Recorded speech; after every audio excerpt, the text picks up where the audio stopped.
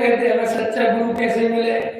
तुम्हारे अंदर आत्मा की जब सच्ची प्यास होगी, सच्चा गुरु वही तुम्हारे बाजू में खड़ा मिलेगा।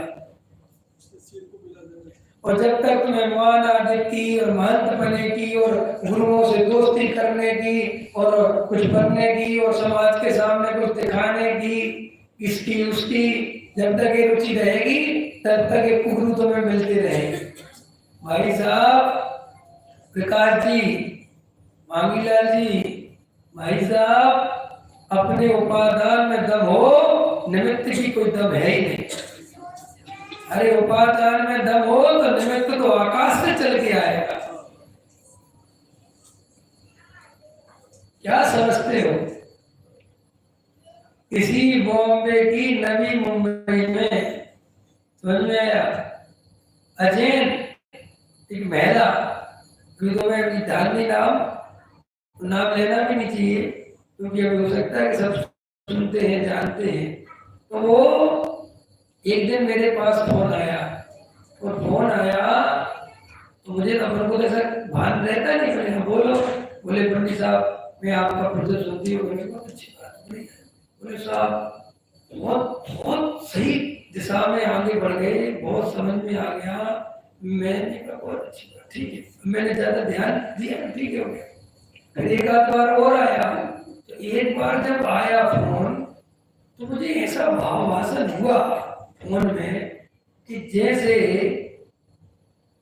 इसके घर में कोई सब्जी खरीदने आया है। क्या खरीदने आया है? तरकारी, सब्जी।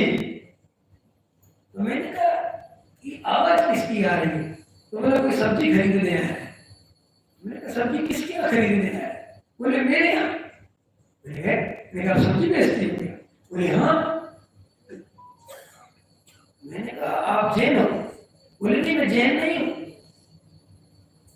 मैं तो जैन हूं और मेरी शारीरिक स्थिति बिल्कुल ठीक नहीं है, मेरे पैर काम नहीं करते और मैं यहीं रहती हूँ और नीचे मेरे सब्जी बिकती है।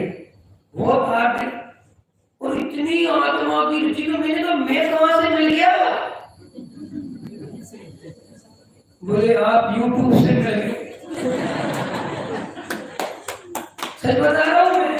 बोले YouTube से मिल गए। तो अरे मैंने कहा भाई मैं तो जाति का तुम्हें दिख तो रहा होगा ना जैन है। बोले हाँ।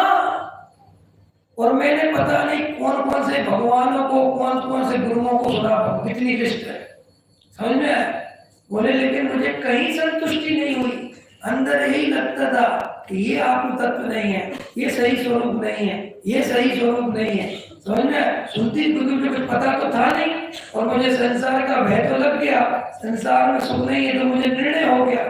समुदाय की स्थिति देख के, संयमों की स्थिति देख के सब समझ में आ गया कुछ दम नहीं है। तो मैं तो यूट्यूब पे ऐसे ही देख रही थी तो बस आपका देखा और एकदम क्लिक हुआ, ऐसा क्लिक कर लिया और उस दिन का दिन है कि अब बिल्कुल समझ में आ गया। 7 तत्व बता है, 6 द्रव्य बता है, हो गया था। उपादान जगह तो आत्मा की रुचि जगह तो अरे बहन श्री का बोल रही थी जगत को शून्य होना पड़ जाएगा तेरा काम नहीं मिले, ऐसा है ही नहीं। तेरे को आत्मा की सच्ची रुचि हो और तुझे सच्ची देशना नहीं मिले, ऐसा वस्तु का स्वरूप है नहीं। धरती के प्राणों में जब प्यास जग जाती है तो बादल को बरसना ही पड़ता है। लोग कहते हैं कि बादल बरस रहे हैं, अरे धरती की प्यास उसे बरसने पर मजबूर करती है।